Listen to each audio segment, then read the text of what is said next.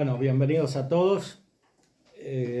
Vamos a referirnos a un tema muy amplio, muy profundo y muy actual. La familia siempre es actual. Hoy es actual por los ataques contra la familia. Entonces, el título de la conferencia se refiere a dos dimensiones fundamentales y complementarias entre sí. La familia, realidad natural. Realidad natural porque todos nacemos en la familia. La palabra naturaleza viene de nacer. Entonces, en este sentido, la familia es ciertamente una de las realidades más naturales. Por otro lado, la familia es sobrenatural porque ha sido elevada por Dios al orden de la gracia. Para eso ha sido instituido un sacramento que estaba presente desde la creación de los primeros hombres y que fue manifestado en toda su plenitud por nuestro Señor Jesucristo. Todos los sacramentos están hechos no solo para significar, sino también para producir la gracia. De esta manera, el matrimonio es un sacramento que produce la gracia. En primer lugar, en aquellos que reciben el sacramento, que son los esposos, el sacramento da la gracia, por supuesto, con las disposiciones adecuadas. Y este sacramento, por extensión, en cierta manera, da la gracia a los hijos, a los miembros de la familia. Y todavía, por una extensión mayor, podríamos decir que este sacramento se expande en la sociedad cuando adecuadamente se vive según esta gracia que el sacramento produce. La realidad natural del sacramento es una sola. Por eso en el título de la conferencia se habla de univocidad. Es una realidad unívoca, quiere decir, tiene un solo sentido. Hoy está claro, se pretende que la familia se dé de otras maneras, familias de divorciados, de personas vueltas a unir, familias de gays, etcétera, etcétera, todas las combinaciones que existen actualmente y que son denominadas familias. En realidad todas estas son variaciones de la corrupción de la familia o de la decadencia de la familia. La familia natural es una sola, es decir, el padre, la madre y los hijos. Ahora, en el orden sobrenatural, la familia adquiere una perfección divina que es la de la gracia. Sin embargo, esta perfección divina que se realiza plenamente en la beatitud eterna, donde van a estar los amigos, como dice la teología tradicional, como expresa también Santo Tomás, en la beatitud están los amigos.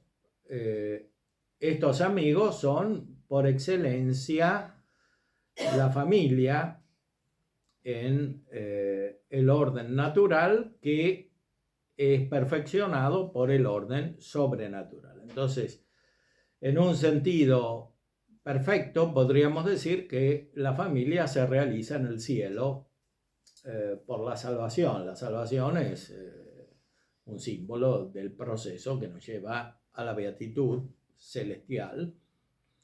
En sentido estricto, la beatitud es la patria celeste, patria que viene de Padre, porque es el lugar del Padre, es Dios Padre, el que está en la patria. Pero también en la patria está el Padre terreno, si es imagen del Padre celestial, y junto con el Padre está la Madre, y están los hijos, así como está el Hijo eterno de Dios, están los hijos de los padres divinizados por la gracia. Esto es la salvación. Ahora, ¿Cómo se llega a esta beatitud, a esta plenitud? Se llega a modo humano, porque la gracia no destruye la naturaleza, sino que la perfecciona, le da cumplimiento. Entonces, lo que es natural en la familia es perfeccionado por la gracia, pero es perfeccionado al modo de lo natural, no se destruye esta naturaleza, y es propio de lo natural, como dijimos antes, la generación, es decir, un proceso de perfeccionamiento. Hay así dos procesos, podríamos decir. Uno que nace desde lo bajo o que nace desde la condición material. Toda familia está hecha para generar los hijos desde esta condición material. Es lo específico de la familia en el sentido de que es lo que le da la determinación a este grupo social. Hay muchos grupos sociales que se fundamentan en la naturaleza humana común, pero hay un grupo determinado que es la familia, que está determinado justamente por la generación de los hijos.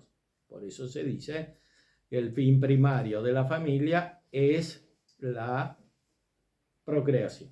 No quiere decir que sea el más importante o que sea el que prevalezca en todas las etapas, pero es el determinante, es decir, el que hace que la familia sea familia, que el matrimonio sea matrimonio, si no sería otro tipo de amistad.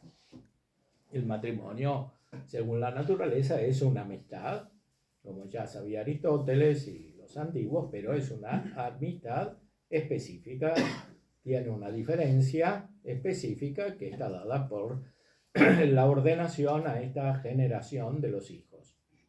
Entonces, en la familia hay una realidad que nace de abajo, podríamos decir. Es la realidad que surge de la condición corporal del hombre, que es parte de su esencia, no es algo extraño, como en la mentalidad platónica, es parte de su esencia, es parte justamente de su naturaleza. Pero hay otro proceso que nace de lo alto. En el Evangelio según San Juan, en el diálogo con Nicodemo, Jesús habla de nacer de lo alto. Este nacer de lo alto tiene una dirección, podríamos decir, inversa. Es decir, se nace desde lo perfecto. En vez de nacer desde lo imperfecto, que es lo propio de lo corporal, se nace desde lo perfecto. Efectivamente, el Hijo eterno de Dios, la persona del Verbo divino, nace del Padre, que es perfecto, y Él también es perfecto. O sea, es una generación, la generación divina, que es perfecta. Procede de lo perfecto y termina en lo perfecto. Esta es la generación divina. Y esto es lo propio de la gracia. Ahora, en la realidad humana se encuentran los dos procesos. Uno que nace de abajo y otro que nace de arriba. Uno que va de la perfección hacia... uno que va de la imperfección hacia la perfección y otro que va desde la perfección hacia la imperfección. No para convertirse en algo imperfecto, sino para elevar lo imperfecto y hacerlo perfecto. Esto es lo que dice San Pablo en la carta a los Filipenses, capítulo 2, cuando habla del Verbo de Dios, que vino hacia la nada. La nada es lo propio de cualquier naturaleza creada, que surge de la nada, porque no tiene nada propio, justamente. La nada es la condición de la naturaleza imperfecta, sobre todo por el pecado, vacía por el pecado. Entonces, la plenitud de Dios se acerca en la encarnación del Verbo a la condición humana, creada y además pecadora, para perfeccionarla. esto es justamente lo que hace la gracia. Por eso en la Sagrada Escritura, en San Pablo, se designa a Cristo como hombre perfecto y a nosotros como llamados a tener la condición de Cristo, o sea, llamados a ser hombre perfecto como Cristo es hombre perfecto. Entonces, son dos procesos que se encuentran, pero que no son contradictorios entre sí. No hay una especie de dialéctica moderna, hegeliana, idealista entre un proceso y el otro. Son dos procesos que de manera divina están armonizados. Esto es lo propio de la gracia, como dijimos antes. La gracia perfecciona la naturaleza y por tanto perfecciona los movimientos naturales y perfecciona la misma generación. Entonces, la familia nace de abajo, de la condición corporal del hombre, a través del matrimonio, que es una realidad natural, y nace de lo alto, es decir, nace de la gracia. Y lo propio de este segundo nacimiento, nacer de lo alto, es hacer que el primer nacimiento, o sea, el nacimiento desde lo corporal, desde la carne, lleve al nacimiento eterno, es decir, se una con el nacimiento eterno, se perfeccione con el nacimiento eterno.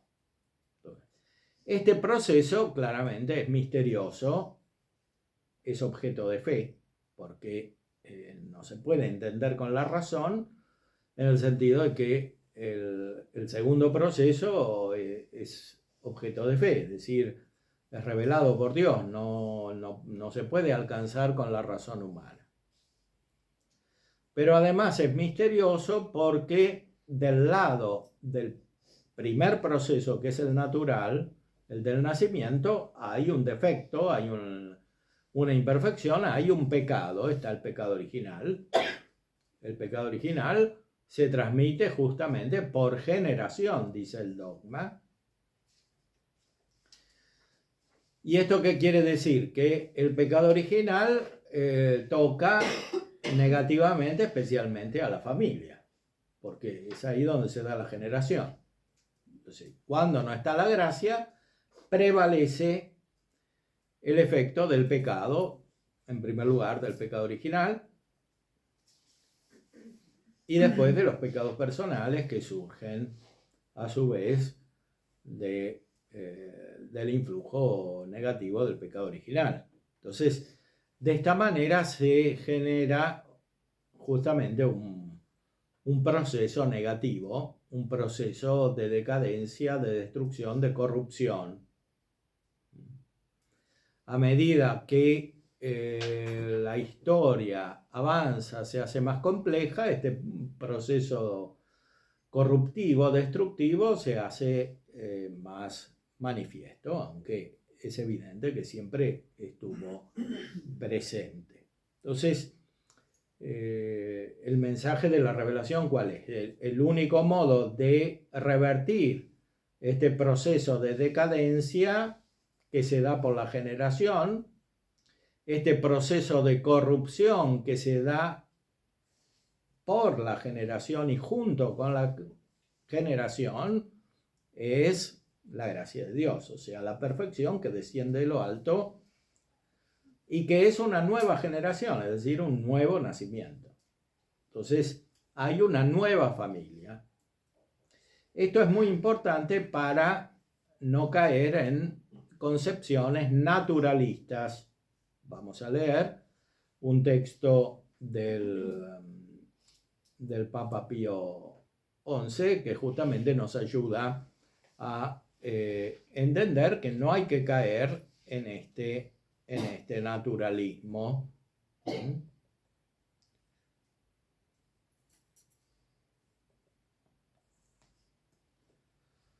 Por supuesto, es todo el magisterio de la Iglesia que nos lo enseña constantemente desde el principio. Brevemente voy a hacer una referencia a algunos textos fundamentales. En primer lugar, la familia como realidad natural, unívoca porque es en un solo sentido y no en los muchos sentidos que produce la decadencia de la familia, como indicamos anteriormente, y que son muy manifiestos, muy patentes en la modernidad. Aristóteles ya había hablado acerca de la familia. Podemos referirnos al texto de la economía, que quiere decir gobierno de la casa, es decir, gobierno de la familia. No se sabe bien si todo es de Aristóteles, si hay otros autores, etc., pero tradicionalmente se atribuía a Aristóteles, y él, o por lo menos los autores de este escrito, tenían una noción muy clara de lo que es la familia, incluso en un contexto de tanta corrupción como era el paganismo antiguo.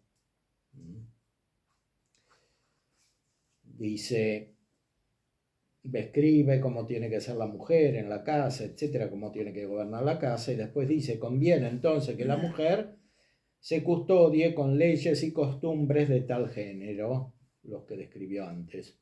El hombre, a su vez, debe sacar de principios semejantes las leyes para tratar a la mujer, pensando que ella vino a la casa del marido como compañera prometida de existencia y de los hijos, etcétera, los cuales llevarán el nombre de los padres del marido y de ella.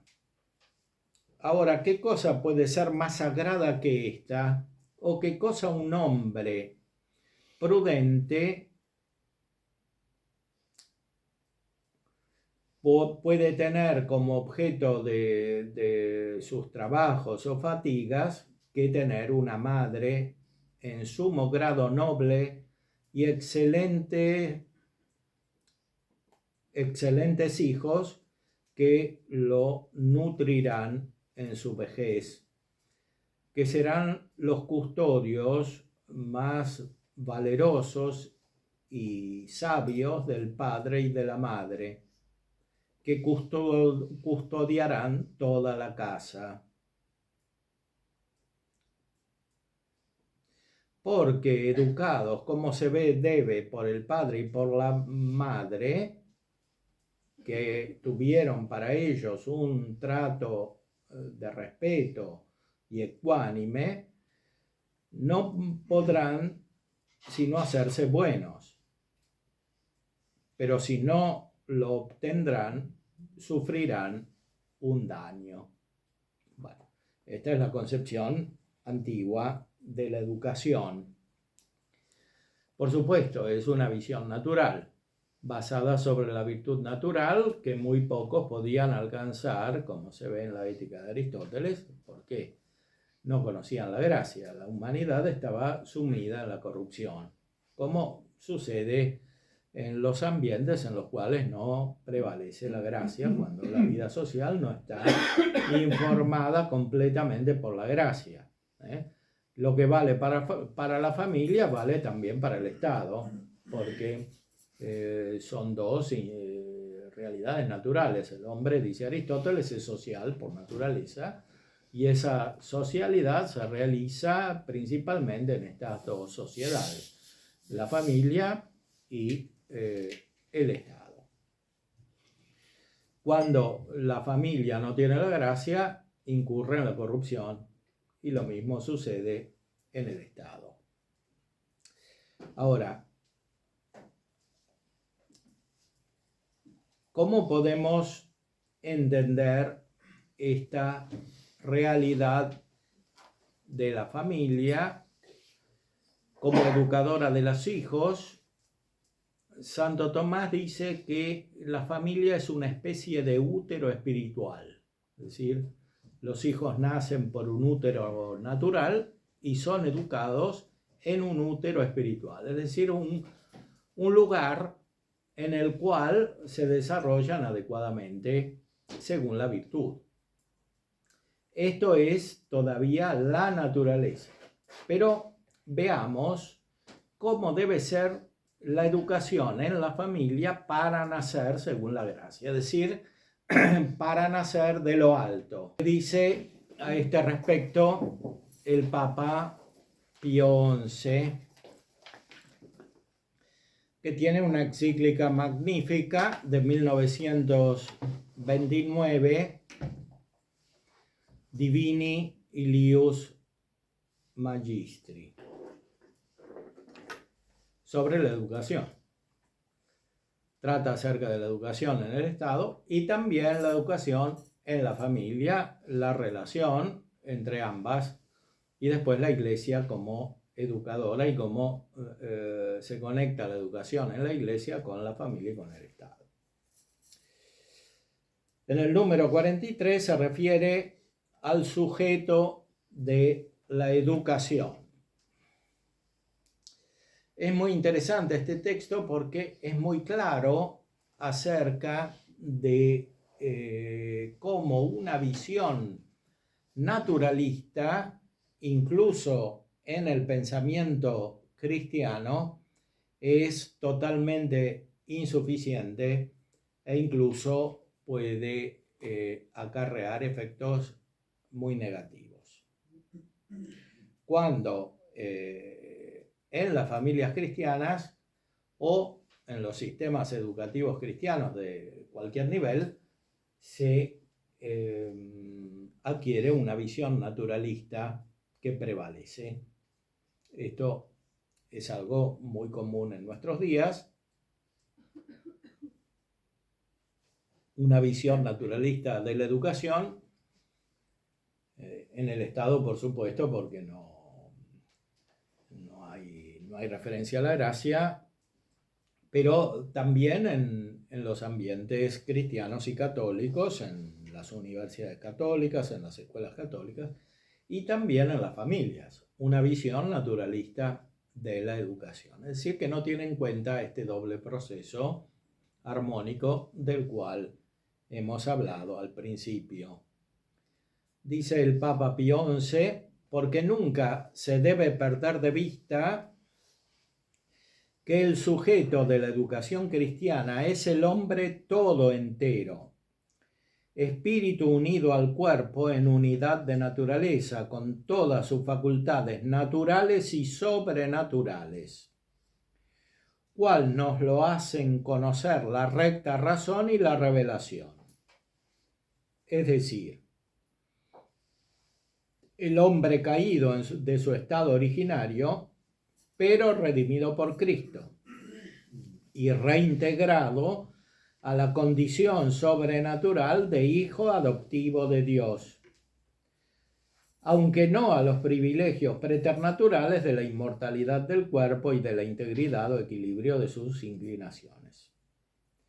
Quedan, por tanto, en la naturaleza humana los efectos del pecado original, particularmente la debilidad de la voluntad y las tendencias desordenadas de el alma.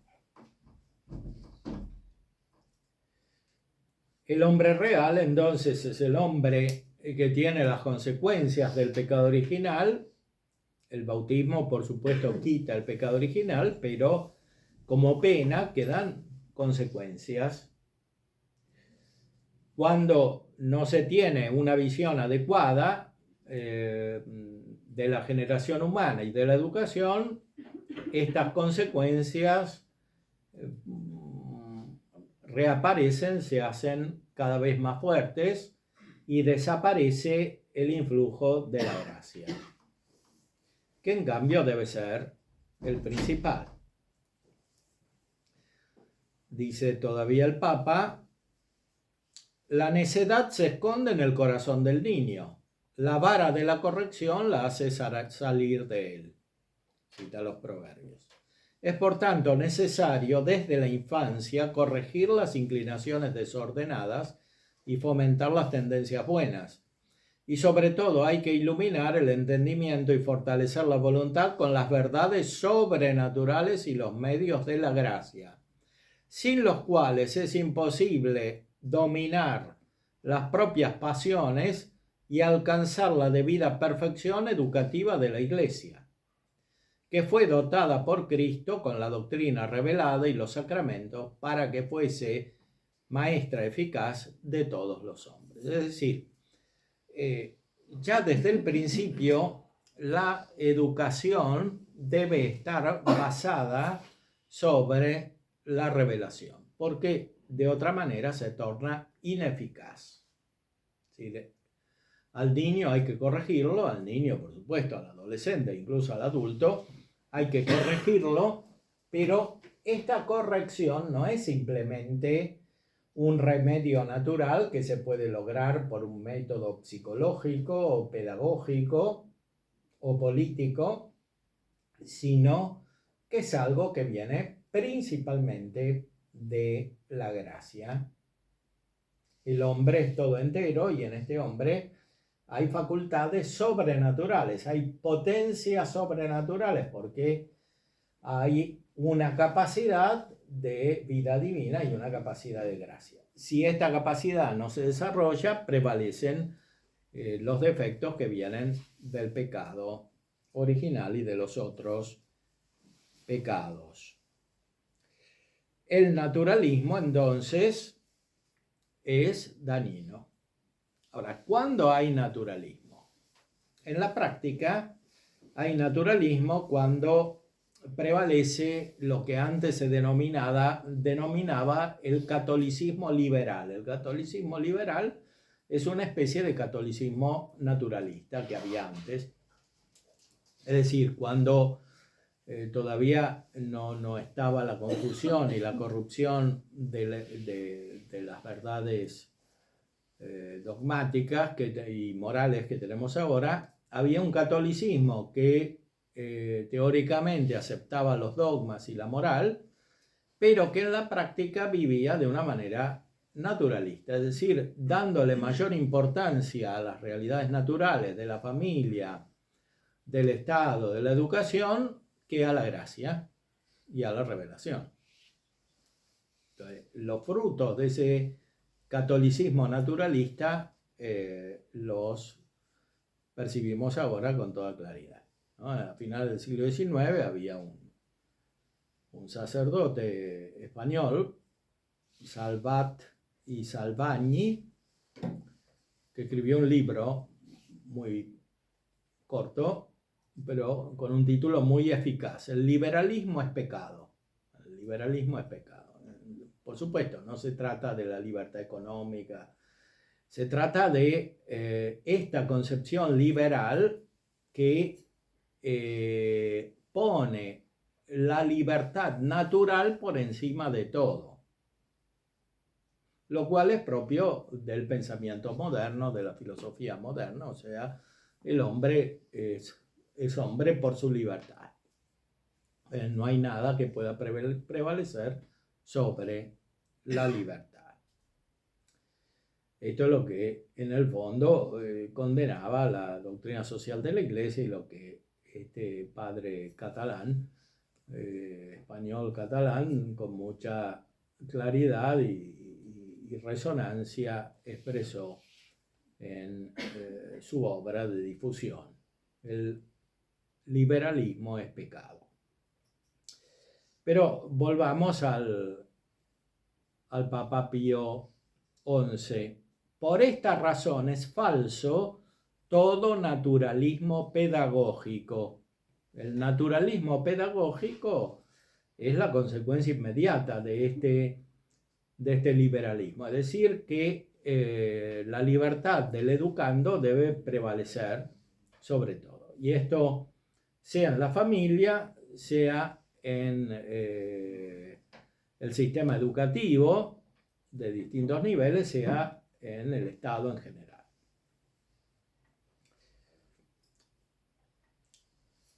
es falso todo naturalismo pedagógico que de cualquier modo excluya o merme la formación sobrenatural cristiana en la instrucción de la juventud.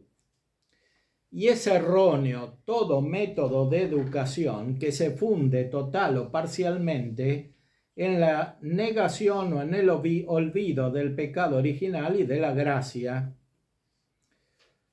y por consiguiente sobre las solas fuerzas de la naturaleza humana.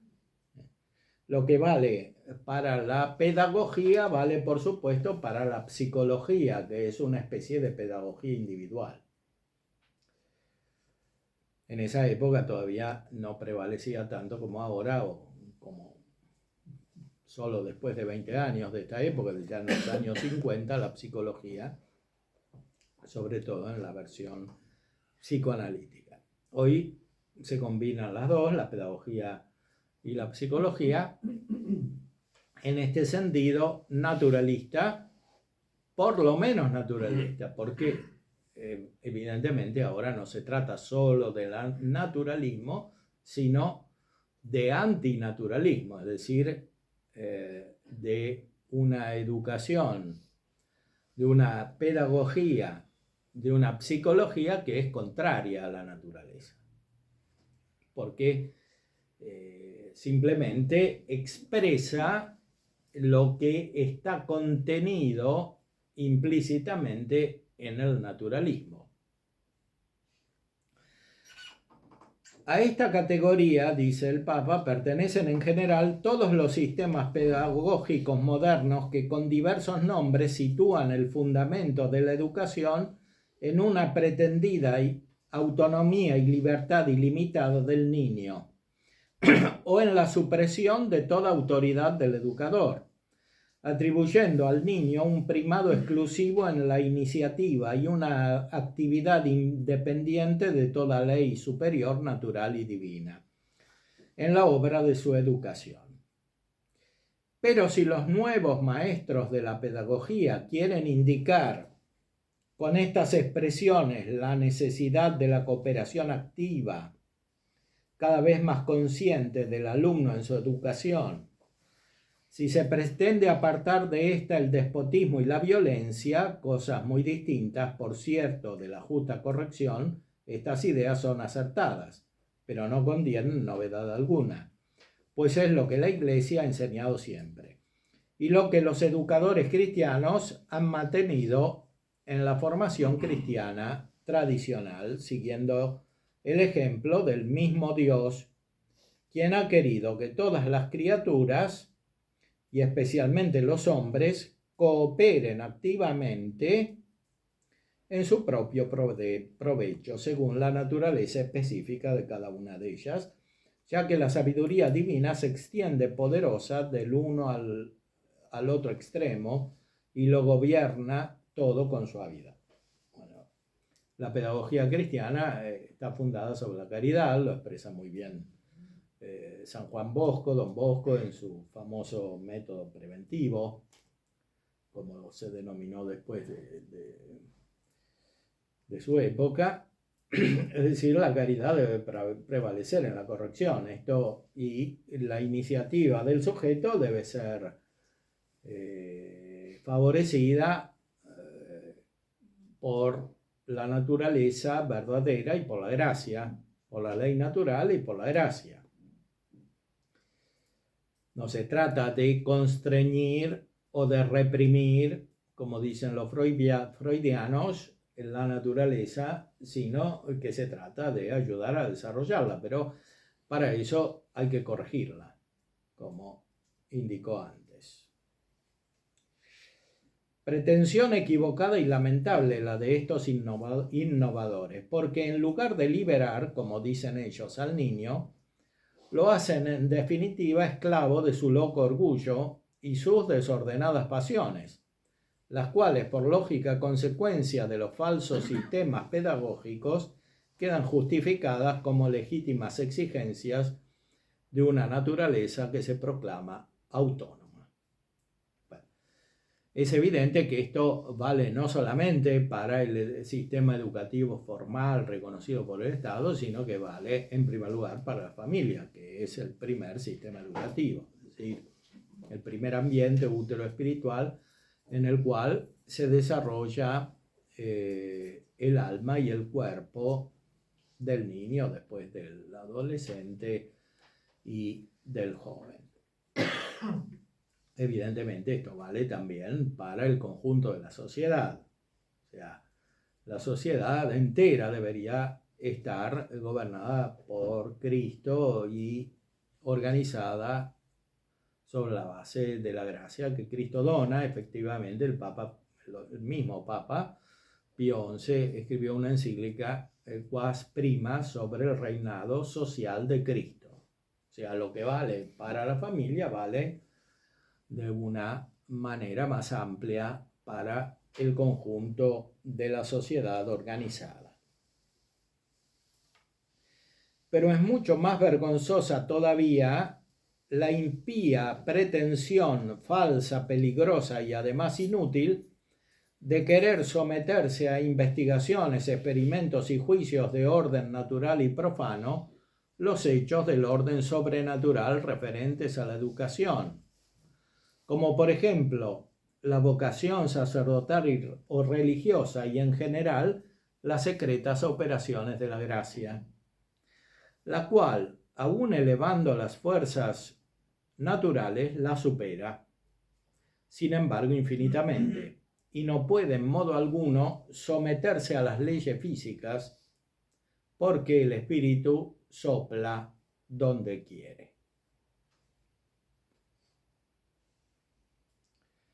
Aquí, de nuevo, hay que aplicar esta observación a la psicología, porque este método educativo naturalista se prolonga en la acción psicoterapéutica, que es más naturalista todavía, porque tratándose de una acción que apunta al individuo como individuo, tiende a desconectar de la naturaleza del conjunto de la sociedad. Entonces, los rasgos naturalistas de la educación se acentúan en los métodos psicológicos. Y esto, por supuesto, en el contexto contemporáneo vale también para las familias cristianas que no solo envían a sus hijos a instituciones educativas naturalistas, sino también a psicólogos naturalistas cuando son buenos, porque cuando son malos son antinaturalistas, es decir, son contrarios a la naturaleza, como una educación fundada sobre principios equivocados, principios filosóficos equivocados, produce un daño en la naturaleza que se manifiesta en primer lugar en la familia o en la incapacidad de formar una familia, que es lo que vemos en el día de hoy, es decir, las familias son cada vez menos, simplemente como fruto de la educación moderna, naturalista y ya antinaturalista. Y lo mismo se aplica a la familia. La familia, muchas veces, una familia cristiana o católica es incapaz de producir en los hijos la capacidad de formar otra familia, que sería lo mínimo que debería poder producir una familia cuando actúa según la naturaleza, es decir, que los hijos formen otra familia. Bueno, eso no se da hoy y no se da hoy tampoco en las familias que eventualmente han recibido el sacramento del matrimonio, o sea que teóricamente son familias cristianas y católicas, porque los que han incurrido en la corrupción de la familia muchas veces fueron hijos de familias normales según la naturaleza y a veces también según la gracia. Pero con esta visión naturalista. Entonces, claro, después vienen los problemas y estos problemas se quieren resolver de nuevo apelando a métodos naturales, lo cual no puede resolver el problema, porque el problema es justamente la falta de la visión sobrenatural. Veamos algunas aplicaciones de este problema en el interior de la familia. Es decir, cuando la visión es naturalista, los problemas en la familia tienden a ser más graves y a no encontrar solución. ¿Por qué? Porque la solución viene siempre de la gracia, es decir, el orden natural no se puede cumplir perfectamente sin la gracia, sea en la conducta individual, sea en la relación social, que están íntimamente relacionadas, porque como ya sabían los antiguos, la moral es política, es decir, la moral se refiere a los demás, al conjunto social. Entonces, con este método naturalista, no solo no se pueden resolver los problemas de los hijos y menos de los demás, sino que incluso se acrecientan los problemas intrínsecos de la familia. Veamos un ejemplo en la doctrina de otro gran papa, Pío XII, 1942. Trata acerca de los enemigos de la unión conyugal en sus enseñanzas. ¿Cómo se llega a los problemas en la familia?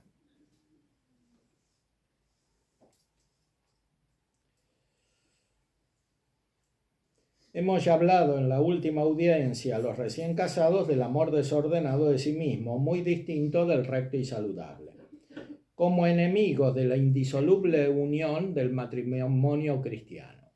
Hoy nos proponemos indicaros más especialmente su mala conducta, tan en oposición en sus pequeñas exigencias, en sus pequeñas tiranías y en sus pequeñas crueldades, con aquellas sublimes virtudes de la benignidad generosa, de la afectuosa mansedumbre y de la humildad que Jesucristo tan encarecidamente os presenta como lección y ejemplo. Lo que vale aquí para los recién casados, de los cuales hablaba antes, en realidad vale para toda la familia, porque los problemas son los mismos entre los esposos, entre los hijos y los padres y los hijos entre sí. Pequeñas exigencias del egoísmo. El amor propio parece dormido cuando la solicitud y cuidado de los otros por obligación o condescendencia colma sus tendencias, aspiraciones o necesidades. Hasta el matrimonio muchas veces ambos esposos vivían casi sin darse cuenta del trabajo paterno y de los cuidados maternos, acostumbrados tranquilamente desde la infancia y la adolescencia a apoyarse en sus padres y en los demás de casa. Ahora cada uno de los dos, entrando dentro de sí mismo, debe olvidarse un poco de sí para dedicarse al bien común. Y he aquí que esto le hace comenzar a comprender cuánto costaba al padre el trabajo y la fatiga, y qué continua abnegación animaba los desvelos de la madre, y con qué facilidad la naturaleza egoísta, si se le prestase oídos, querría dejar a otros el cuidado y la molestia de preocuparse de todo. ¿No veis vosotros insinuarse por este camino en el verdadero amor el desordenado amor de sí mismo? Todavía no es más que una sutil resquebrajadura, pero que lo raja todo. Aprended del corazón de Jesús aquella generosidad del sacrificio que templa las exigencias del amor propio con la indulgente cortesía del afecto. pequeñas tiranías del egoísmo. Si es verdad que el verdadero amor suele conducir a una noble y elevada comunidad de sentimientos, en cambio el amor propio hace consistir esa conformidad en la plena sumisión y subordinación de la otra parte a sus propios gustos y repugnancias. Y está tan lejos de caer en la cuenta de esto que cuando quiere hacer algún regalo o favor, toma consejo de su agrado personal más bien que del gusto de aquel o aquella a quien quiere contentar. De los cambios de impresiones que amplían los horizontes de ambos, se pasa a la discusión, a la que muy pronto se añade la perentoria sentencia del tiránico amor propio. Y eso que al principio la resquebrajadura no parecía importante. La humildad del corazón de Jesús os enseña a domar el orgullo de salir con la vuestra, aún en las pequeñas luchas y preferencias, en que el ceder es no pequeña victoria sobre el amor propio, pequeñas crueldades del egoísmo. Ninguno es perfecto en este mundo. Muchas veces durante el noviazgo el amor estaba ciego, no veía los defectos e incluso se le antojaban virtudes.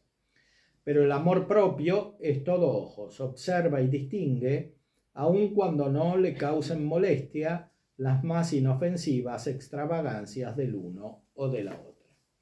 Bueno, aquí habla de los esposos, pero esto se aplica por extensión a los hijos y a las relaciones recíprocas entre los hijos. Entonces, el amor propio quiere decir un amor basado sobre la sensibilidad.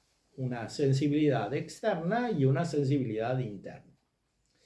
Cuando no existe la gracia de Dios, es imposible que no prevalezca el amor propio, entendido en este sentido. Es imposible porque la naturaleza está corrupta por el pecado original, y más en cierta manera por los pecados personales. Y de este modo, simplemente las problemáticas humanas no tienen solución. Y no tienen solución ni por métodos pedagógicos naturales ni por métodos psicológicos naturales. No hay manera. La única manera es una justificación racional, pero esta manera es ilusoria, es idealismo, es salirse de la realidad, o sea, es razonar acerca de por qué las cosas están mal. Entonces, cuando uno razona por la misma soberbia que no se ha curado y que es la que produce el amor propio, se cree que tiene un conocimiento superior y esto le da una cierta satisfacción que también es ilusoria, y así se engendra un proceso que no termina nunca y que tiene un sentido destructivo, autodestructivo, sea del individuo como de la sociedad. Esto es una especie de descripción del clima general de la cultura moderna o posmoderna, como se la quiera denominar. Los principios filosóficos son los mismos, o sea, un naturalismo que degenera y ahuyenta la gracia, o es contrario a la gracia. Eso pasa en el conjunto de la sociedad, en el conjunto de la cultura, y pasa también en las distintas organizaciones sociales. Pasa, por supuesto, en el Estado, pasa en el conjunto de la humanidad, y pasa también de una manera más restringida, pero más acentuada en la familia, porque es una realidad excelentemente o fundamentalmente natural, según el principio de la naturaleza, según el sentido más propio de la palabra naturaleza. Entonces, no hay solución fuera de la gracia, que es lo que decía el Papa Pío XI en esta encíclica Divini Ilius Magistre. Ahora, para encontrar la solución hay que aceptar la revelación y hay que considerarla en toda su plenitud. No se puede aceptar en parte sí y en parte no, porque esto no hace otra cosa que reforzar el naturalismo del cual hablábamos anteriormente. Y para esto hay que considerar la plenitud de la vocación del hombre, que es sobrenatural. El Papa Juan Pablo II tiene un texto sobre la vocación y misión de los laicos en la Iglesia y en el mundo, de 1989, donde expresa cómo, según la tradición de la Iglesia, aquí cita especialmente San Francisco de Sales, todos los modos de vida, en cierta manera, son secundarios respecto de esta llamada sobrenatural. Lo más importante es la plenitud de la respuesta a la llamada sobrenatural, a la gracia. Si no existe esta plenitud de respuesta, ningún estado de vida, ninguna condición asegura la perfección, el desarrollo, incluso la salvación. Si está esta plenitud de atención a lo sobrenatural, cualquier tipo de vida es camino de salvación, incluyendo, por supuesto, la familia. Dice este texto: la rica variedad de la Iglesia encuentra su ulterior manifestación dentro de cada uno de los estados de vida. Así, dentro del estado de vida laical se dan diversas vocaciones, o sea, diversos caminos espirituales y apostólicos que afectan a cada uno de los fieles laicos. En el alveo de una vocación laical común florecen vocaciones laicales particulares. Bueno, este es un uso más reciente de la palabra vocación. La palabra vocación es algo que corresponde a Dios. O sea, en la Sagrada Escritura, vocación es lo que hace Dios. O sea, es Dios el que llama. Y la vocación es una sola, es decir, la santidad, la perfección, la vida divina en sentido perfecto. Modernamente, la palabra vocación se transfiere a un ámbito más subjetivo. Entonces se habla de las vocaciones como disposiciones particulares de los sujetos para un determinado tipo de vida. Pero es bueno volver al sentido original bíblico de la palabra vocación. Es decir, vocación es lo que hace Dios. Lo que hace el hombre es una respuesta a la única vocación, que es la vocación a la santidad y a la vida divina, a la vida bienaventuranza, a la vida bienaventurada, a la salvación eterna, que consiste en esta beatitud. Entonces, cuando se mira la altitud de esta vocación, que es la que Dios hace, la vocación divina, entonces la respuesta se la considera en su justa perspectiva. De otra manera, es fácil caer en el naturalismo, como el que denunciaba el Papa Pío XI, que hoy diríamos tener que ir al psicólogo para ver si uno tiene que entrar al seminario, a la vida religiosa o a la vida consagrada. Bueno, eso es el naturalismo. ¿Por qué? Es reducir la vocación divina a un aspecto subjetivo y eventualmente a el resultado de un método natural de análisis. Pero volvamos al texto. Aquí no está hablando en este sentido teológico, en cambio el Concilio Vaticano II sí tiene en la Lumen Gentium un texto sobre la vocación universal a la santidad en la Iglesia en el sentido más propiamente bíblico, original, teológico. Aquí Juan Pablo II está hablando de una manera más práctica del estado de vida de los laicos, que incluye muchas posibilidades, entre ellas la vida consagrada según los consejos evangélicos. O sea, la condición laical no excluye la consagración a Dios.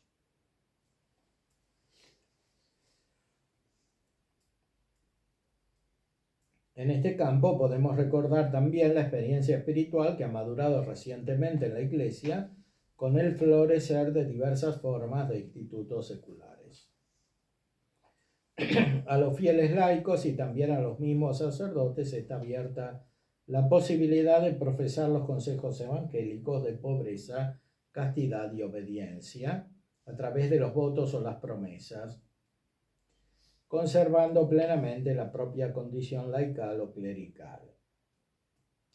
Como han puesto de manifiesto los padres sinodales, el Espíritu Santo promueve también otras formas de entrega de sí mismo a las que se dedican personas que permanecen plenamente en la vida laical. Esto nos acerca a la segunda formulación del título de esta conferencia, es decir, la familia, realidad análoga. ¿Cómo puede ser análoga? Es análoga en el sentido sobrenatural. Es decir, según la respuesta a la vocación divina única, se configuran distintas maneras de familia. No es lo mismo una familia que otra, no simplemente por los dones naturales que pueden tener, por las condiciones externas, por el estatus social, etcétera, que son condiciones naturales, sino que no es distinta, que es distinta una familia de la otra por la respuesta a la única vocación divina. Y esta configuración se da incluso cuando algunos miembros de la familia no responden a la vocación divina, es decir, no viven de manera conforme a la gracia. Pensemos simplemente en una situación elemental, ¿no? El marido tiene vida espiritual y la mujer no, o viceversa. Entonces, podría parecer que en este sentido la familia en el orden sobrenatural no se puede realizar, y en cambio sí se puede realizar de una manera misteriosa, porque uno tiene la gracia y el otro está llamado a la gracia, y hay una interacción propia en esto, lo cual se multiplica respecto de los hijos, sea uno o varios. En la respuesta de los hijos también hay múltiples posibilidades de variación. Y así se dan múltiples configuraciones en el orden sobrenatural, porque lo que es fuente de sufrimiento, eventualmente en una respuesta negativa, por ejemplo en un hijo, puede ser en los padres fuente de crecimiento espiritual, de mérito, de caridad, de alegría espiritual, etc. Entonces, hay muchas configuraciones espirituales, las cuales a su vez crecen según las distintas capacidades, dones carismáticos, o sea, gracias que pueden tener los distintos miembros de una familia, sea respecto del interior de la familia, sea respecto del exterior, es decir, en sentido apostólico. Entonces, se dan múltiples configuraciones en la familia en el orden sobrenatural, lo cual es normal, porque en el orden sobrenatural la familia, como finalmente toda la humanidad, está llamada a reflejar la vida familiar de Dios, que es la vida de la Santísima Trinidad. Entonces, como Dios es infinito es una familia infinita de 3 personas que tiene cada una el ser infinito de Dios, es evidente que ninguna forma de familia puede representar totalmente la familia divina. Entonces, hay muchas formas de familia en el orden sobrenatural. Por eso decíamos que la familia es una realidad análoga. No es lo mismo una familia que la otra. Y en este sentido hay una respuesta de cada familia a la llamada divina, que siempre es una, porque es la atracción que produce la perfección de Dios en la criatura para llegar a la condición divina por la gracia. Dice todavía el texto del Papa Juan Pablo II. Podemos concluir leyendo una hermosa página de San Francisco de Sales que tanto ha promovido la espiritualidad de los laicos. Hablando de la devoción, es decir, de la perfección cristiana o vida según el Espíritu, presenta de manera simple y espléndida la vocación de todos los cristianos a la santidad y al mismo tiempo el modo específico con que cada cristiano la realiza.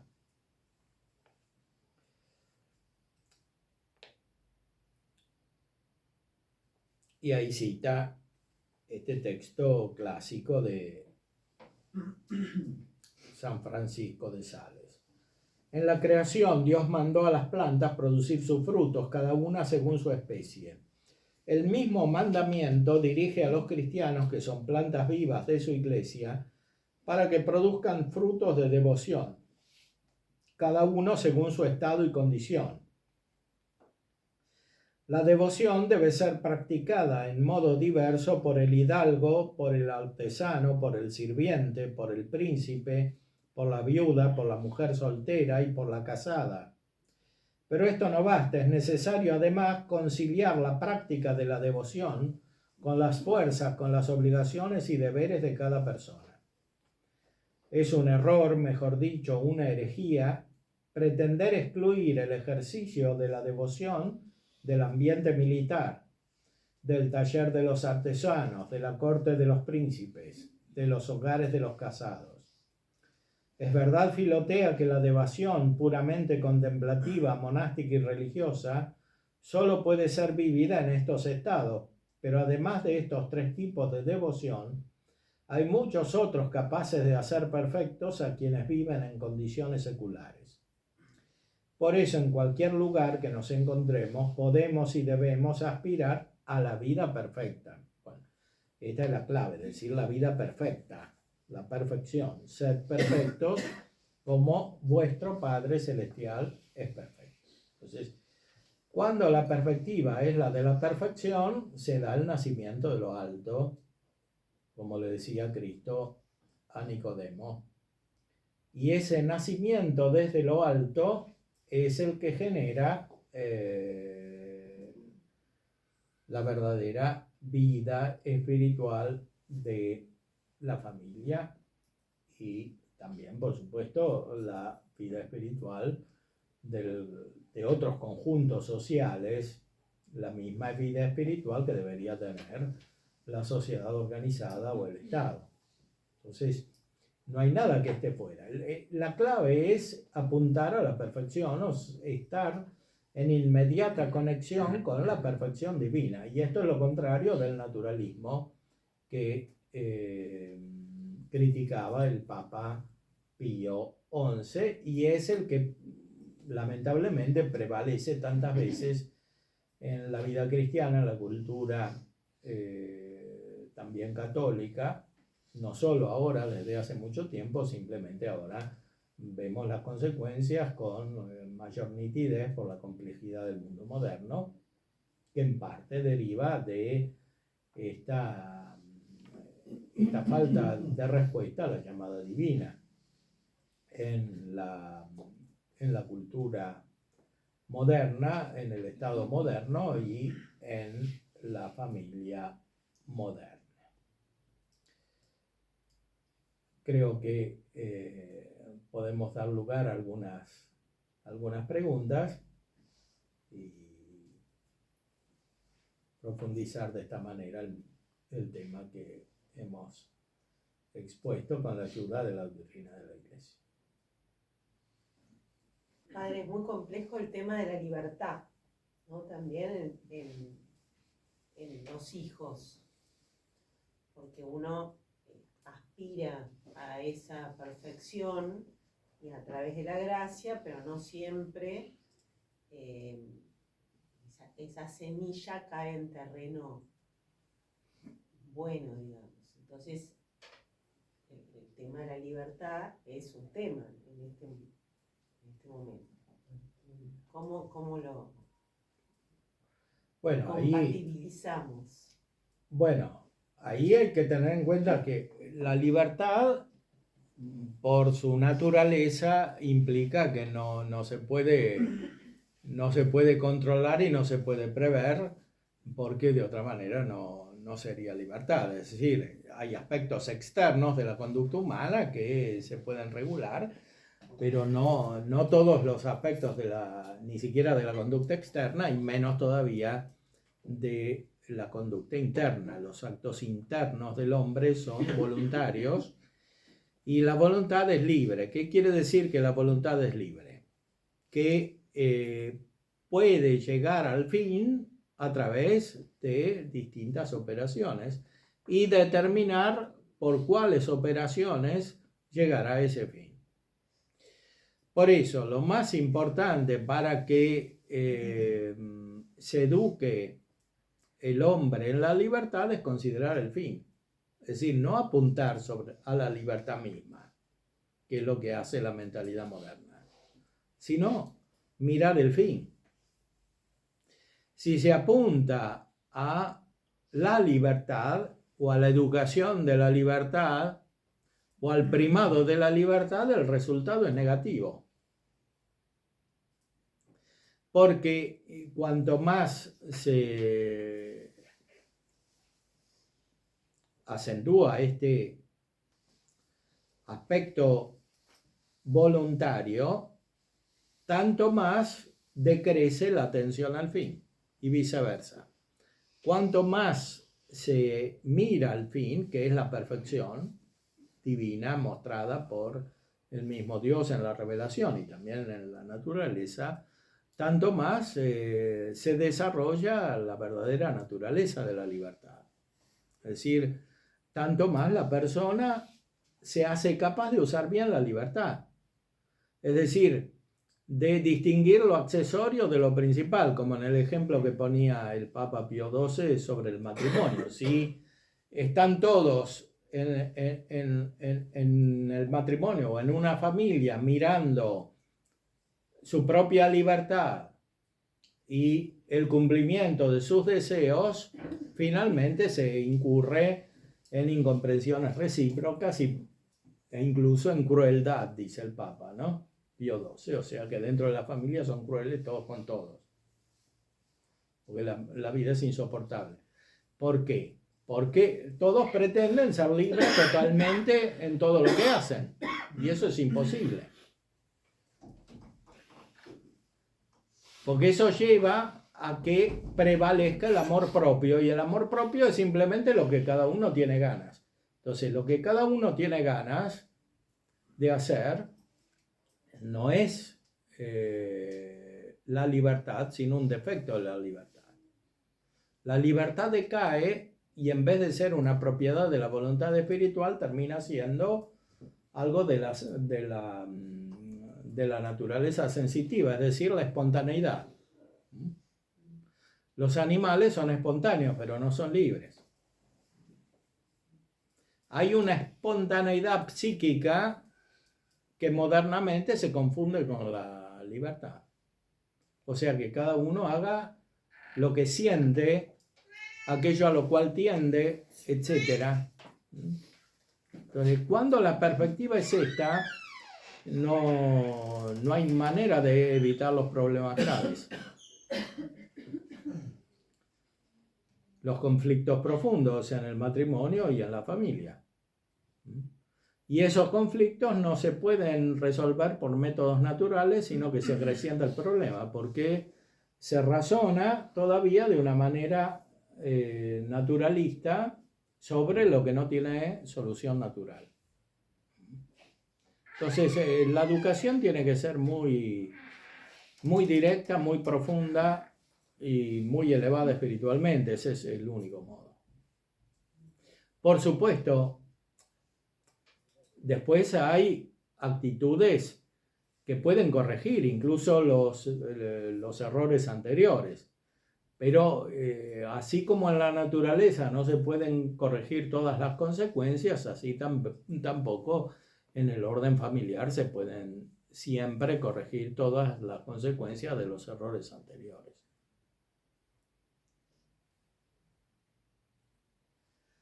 Si son errores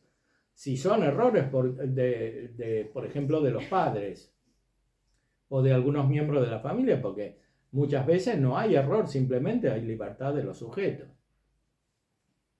Eso, padre, a pesar de la gracia, es decir, yo eduqué mal a mis hijos por cualquier manera, y a pesar de eso la gracia, si ya los eduqué, ya son adultos, ya han crecido y se desarrollaron, y cometí un error en la educación, Sí. ni con la gracia los puedo arreglar todos.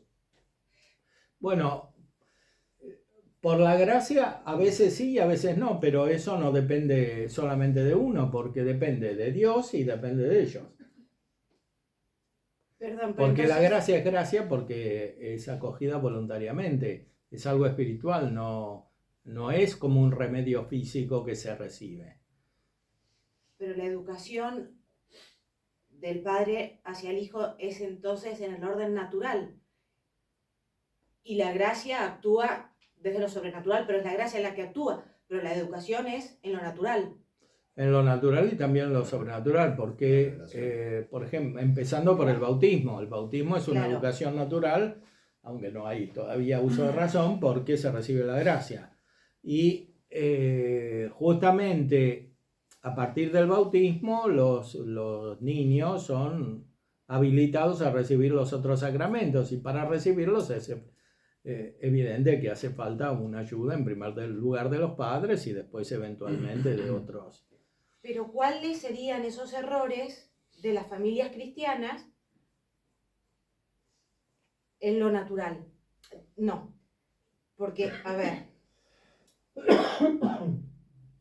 ¿cómo puede ser que la familia cristiana haga una educación naturalista si recurre a los sacramentos? Ah, sí, pero si regulan los sacramentos y los manda a un mal colegio, las ideas prevalecen sobre los sacramentos, porque el fin de la gracia que se dan los sacramentos es desarrollar la vida intelectual. Si uno, al mismo tiempo que le ofrece los sacramentos, no le da una educación intelectual adecuada, hay una contradicción y termina prevaleciendo la educación intelectual. Entonces, la educación tiene que ser orgánica, como decía el texto de Pío XI. El naturalismo es justamente esto. O sea, sí, le damos los sacramentos y después que haga lo que quiere, que vaya a la universidad que quiere, se junte con los ambientes que Pero que no es el desee. naturalismo el educar en el orden natural. No, educar en el orden Entonces, natural no es naturalismo, sí está la gracia. O sea, no debes excluir. Educás dentro del orden natural sin excluir lo sobrenatural. Son las dos cosas. No, más aún, tiene Pero que por ser eso- principal lo sobrenatural. Sí, estoy de acuerdo. Pero en esta, te da claro al principio que no se caiga en una dialéctica, pero si se educa en lo natural y se recurre a los sacramentos, es una cosa integral. Sí, ¿Se pero puede tiene... caer ahí en el naturalismo? Y si lo que prevalece es lo natural y el sacramento es como un complemento, sí.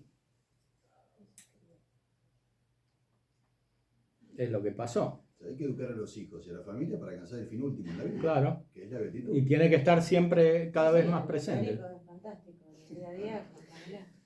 El tema de los colegios Pero, padres o muchas sea- veces son buenos colegios y a veces se filtran un montón de cosas que los padres... Bueno, exactamente. tenemos que Bueno, este es el contrarrestar. problema. El problema que estoy diciendo, ¿no? O sea, no hay que torturarse haciendo análisis de en qué me equivoqué si después no me fijé en las ideas o en la concepción. Eso es lo principal.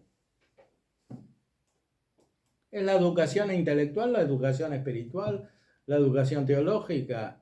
Lo otro es secundario y es variable. El hábito, no. No, digo, sí, el modo de ser de la familia, si lo saco a pasear mucho, si no, si le doy lo que quiere, no quiere, todo eso es muy secundario. Padre, y el ambiente en este momento es un elemento, porque nuestros hijos viven en una realidad, se juntan con otras personas, tienen Y bueno, ahí está todo el problema, sí. el ambiente pesa un montón, esto, Claro. las redes Y sociales. bueno, por eso el problema es que la educación tiene que ser orgánica desde el principio para que los hijos tengan los ambientes que los favorecen y no los dañan. Y por ambiente no se trata de gente que es más simpática o menos simpática, se trata principalmente de las ideas. Porque el hombre se mueve por las ideas. Y por supuesto, como estamos hablando aquí de la gracia, se trata de la teología, se trata de la vida espiritual, ¿no? No es simplemente los sacramentos. Porque si uno da una educación humanamente, teóricamente buena en el orden natural y después toma los sacramentos como un medio para vivir bien en el orden natural, termina en esta concepción naturalista que fracasa en la educación. Padre, usted habló de psicólogos naturales y antinaturales. ¿Hay otros? O psiquiatras, perdón. Sí. Bueno, distingamos, los psiquiatras son médicos, entonces sí se atienen al objeto de su estudio, que es el cuerpo humano, en cuanto sirve para los órganos, para las facultades sensitivas e indirectamente para la inteligencia. Entonces, claro, si los médicos son médicos, hacen lo que tienen que hacer. Ahora, si los psiquiatras hacen de psicólogos, es otra cosa. Porque el psiquiatra no es psicólogo, es decir, no está habilitado para comprender cómo funciona la inteligencia humana, la voluntad, etcétera, las virtudes o los vicios. Y un psicólogo debe estar formado orgánicamente. Aquí tenemos uno. Hay otra pregunta. ¿Cuándo los hijos dejan de ser objeto de educación de los padres? Digo, en un momento crecen, se van de la familia, se casan, forman otra familia. ¿Qué rol le queda a los padres? Nunca. Pero... A mí me dan más bola y no se casaron todavía. sí, pero... Es cierto. o sea, la educación cumple su objetivo cuando el hijo está al nivel del padre, es decir, cuando hay una relación recíproca. Porque se acerca cada vez más a la realidad divina en la cual el hijo es igual al padre en su naturaleza. Entonces, humanamente se refleja eso. Entonces, no es una interrupción del vínculo, sino un perfeccionamiento del vínculo en el cual prevalece la realidad sobrenatural sobre la natural. O sea, no tienen por qué estar todo el día en el mismo lugar. A veces sí, depende, eso es secundario. Porque la transformación es interior, es espiritual. Esta es la transformación de cada uno. ¿Qué tiene que ver el padre en eso? Es que la gracia es es inseparable de la caridad, no existe gracia sin caridad. Entonces no es un proceso individual simplemente, es un proceso comunitario. No existe la gracia individualista de un solo sujeto que no tiene nada que ver con los demás. Y eso se realiza de una manera que no anula la naturaleza. Entonces, cuando hay un vínculo natural, hay una posibilidad de perfeccionamiento de la vida de gracia que incluye la relación con los otros. Usted dijo Pero- educación, Podría haber un hijo. pero son cosas distintas. me No, parece. pero podría haber un buen hijo, hijo del mal padre. Sí, teóricamente siempre puede haber, porque mientras estamos en esta vida, el pecado es posible, sí. Y la gracia también puede sacar a uno del pecado. Sí, claro que hay muchos buenos hijos. Hijo de malos padres. Sí, hay muchos, sí. Hoy hay mucha conversión. Hay mucha conversión, sí. Y muchas veces los hijos que se conviertan ayudan a los padres. Eso es cada vez más común. Hay muchas conversiones. Sí. Padre, ¿puede precisar el concepto de educación en función de la pregunta de Fede? Porque me gustaría una precisión mayor sobre los tiempos de la educación de los padres en la vida de los hijos. Porque lo que usted termina diciendo, o lo que entendí yo, es que hay una relación de la caridad que no termina nunca, que es clarísima, y hay una aproximación del hijo al padre que tiene que ver con Y los hemos notado. sí, con la vida eterna. Ahora, en nuestra vida tan limitada, tan imperfecta, en algún momento termina la educación de los hijos. El nunca no es una respuesta válida, creo yo. Bueno, Creo yo.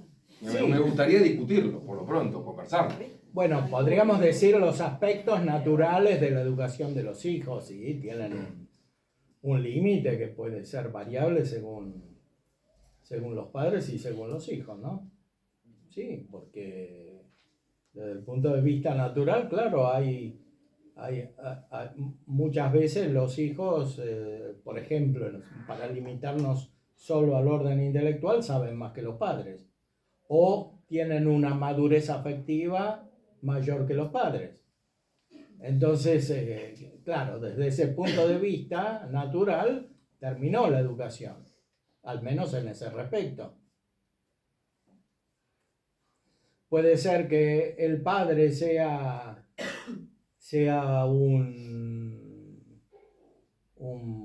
pongamos, un profesor de derecho, de medicina, y el hijo también lo sea y sepa más que el padre. Bueno, de derecho, de medicina, eso puede suceder.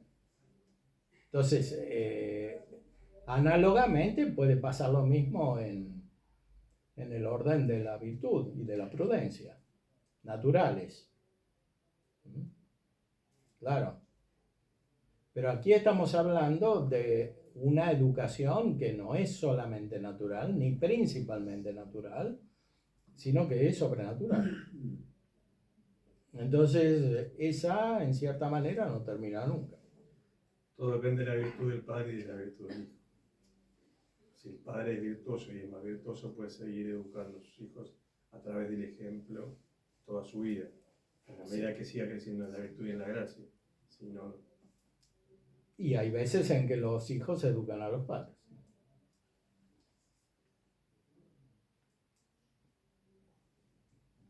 Padre, alguna vez escuché, no sé si San Agustino de Santo Tomás, que decía que Dios no salvaba individuos, sino que salvaba pueblos o naciones. Bueno, salva a los dos, porque salvar quiere decir conducir a la bienaventuranza eterna, ¿no? A partir de una situación de peligro. Es una metáfora, es un símbolo de una precariedad en la existencia que es remediada por alguien que no la tiene. No tiene una plenitud, una perfección, ¿no? Entonces, Dios remedia la precariedad de de nuestra existencia. Y esa salvación no es simplemente individual. No es individual porque es la vida de Dios comunicada. Evidentemente, teóricamente sería posible que Dios haya hecho una sola persona para que se salve. Eso es posible. ¿Por qué? Porque Dios son 3 personas y esa sola persona angélica o humana podría participar de la vida de Dios, que son 3. Pero en la realidad, lo que nos expresa la revelación es que Dios ha hecho un conjunto de personas, de ángeles y de hombres, para que participen y reflejen de la vida, para que participen y reflejen la vida de Dios. Entonces, entre las personas se da algo análogo a lo que sucede en la vida intratrinitaria dentro de Dios. Entonces, sí, nos salvamos en la iglesia. Y dentro de la iglesia hay muchas comunidades. Y entre esas comunidades hay una forma de iglesia que ya la Sagrada Escritura, San Pablo, llama iglesia doméstica. La iglesia doméstica, que es una expresión muy profunda. Después la retoma el Catecismo del Concilio de Trento y después la retoman distintos papas y el Concilio Vaticano II, etc. La iglesia doméstica. Es decir, así como hay una iglesia universal, hay una iglesia de la casa. San Pablo literalmente habla de la iglesia de la casa. O sea, la casa es una iglesia. En el sentido principal del término, es decir, una comunidad de aquellos que tienen la gracia y la caridad. Entonces, en ese sentido, es claro que se alcanza la salvación en la familia como una iglesia. Ahora, como esta salvación es sobrenatural, no está atada a la naturaleza. Es decir, la naturaleza puede ser imperfecta, la familia puede ser imperfecta y producirse la salvación, por lo menos de algunos. Sí, pero hay una responsabilidad por parte de los padres en la salvación de esa vida. Sí, claro. Que hay una responsabilidad, aunque la gracia depende radicalmente siempre de Dios. Y también hay una respuesta libre de cada persona. Entonces, esa respuesta libre no puede ser reemplazada por otra persona, por el padre o por la madre. O sea, no es como un proceso automático, sería un proceso ni siquiera natural, sino un proceso físico. No se puede pensar la salvación como un proceso físico en el cual si uno quita un elemento o una causa no se da el conjunto. No es así. Pero sí, es verdad que hay una gran responsabilidad y que los actos buenos o malos que realizamos tienen consecuencias no solo físicas o externas, sino también morales.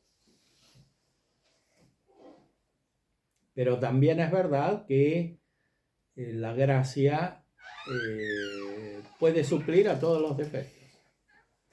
Pero aquí es muy importante no hacer reduccionismo, es decir, no hacer análisis psicológicos reduccionistas y pensar que porque yo elegí esto, hice esto, porque se trata más bien de las actitudes fundamentales, de la transmisión de la fe, de los principios, de la revelación y de la naturaleza, de las verdades principales que se enseñan. No se trata tanto de los detalles, no hay que obsesionarse mucho con los detalles de la vida, hay que ir a lo esencial. Me hace ruido la pregunta que le voy a hacer, pero estando la gracia, ¿hay mejores padres que otros? ¿Me explico? Y mejores padres son los que más responden a la gracia. como ejemplo, pero en la educación de los hijos. Y Si sí, en claro. definitiva la gracia eleva, que se ocupe la gracia. Bueno, es que no son, que Y no si hay existe la buenos gracia hijos- sin las personas. Siempre la gracia es una perfección de las personas y de su acción. Entonces no hay una separación entre la gracia y el actuar personal. No, pero sobre el educando, digo yo. Yo puedo ser un mal padre, pero la gracia suple y eleva a esa criatura.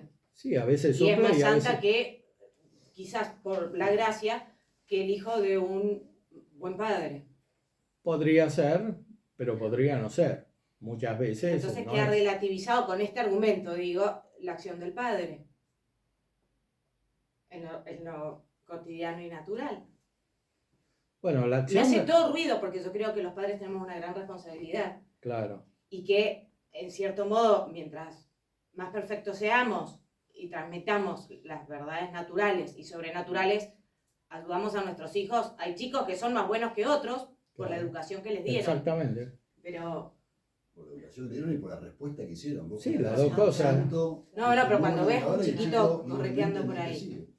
Sí, pero el Evangelio, la revelación es realismo, no es pura teoría. Entonces, todos los análisis que hacemos de esa manera, las hipótesis que hacemos, más que ayudarnos a acercarnos al tema en profundidad, nos alejan, ¿no? Es como cuando en teología dogmática uno se pone a pensar si el verbo de Dios se habría encarnado de no haber habido pecado. Y sí, teóricamente podría haber sido esto, ¿verdad? Pero pensando esta posibilidad no conocemos mejor al verbo encarnado, la gracia y la salvación que no pensándola. Y lo mismo sucede cuando hablamos de la acción de la gracia y de la interacción con las personas, ¿no? Tenemos que ver más bien la realidad. La realidad es que normalmente los hijos santos surgen de una buena educación por parte de los padres que tienden también a la santidad, ¿no? Porque la gracia no anula la naturaleza, la perfección. El hecho de que haya como milagros morales no quiere decir que Dios no actúe perfeccionando el orden natural. O sea, milagros siempre puede hacer Dios. También puede hacer que el sol vuelva para atrás, como en Fátima, ¿no? Pero no lo hace siempre. Y lo mismo sucede en el orden de la gracia.